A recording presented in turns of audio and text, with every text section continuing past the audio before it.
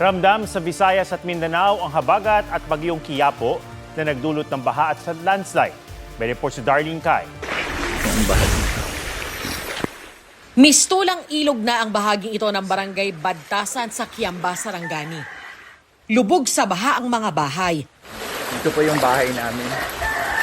Abutan na pa kami dito ng baha. Umapaw na kasi ang katabing sapa bunsod ng walang tigil na ulan.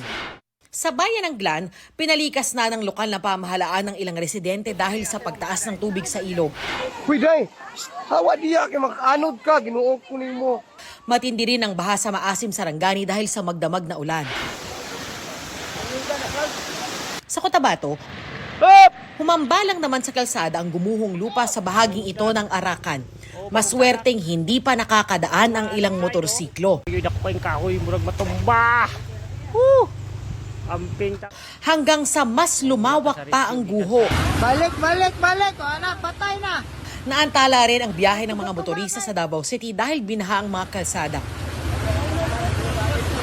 Ganyan din sa Zamboanga City. Ayon sa Pag-asa, ang bagyong Quiapo at habagat ay nakaaapekto sa iba't ibang bahagi ng Mindanao hanggang sa Visayas. Ilang araw nang inuulan ang Cebu. Ayon sa Pag-asa Visayas Regional Services Division, pinakamaraming ulan ang bumuhos sa mga bulubunduking barangay sa Cebu City. Kagabi, hindi nakita ang kalsadang lubog sa baha kaya may ilang napilitang lumusong para makatawid. Malakas ang agos ng tubig sa ibang kalsada kaya hindi makadaan ang mga sasakyan. Maraming motorista ang stranded. Darlene Kai, GMA News.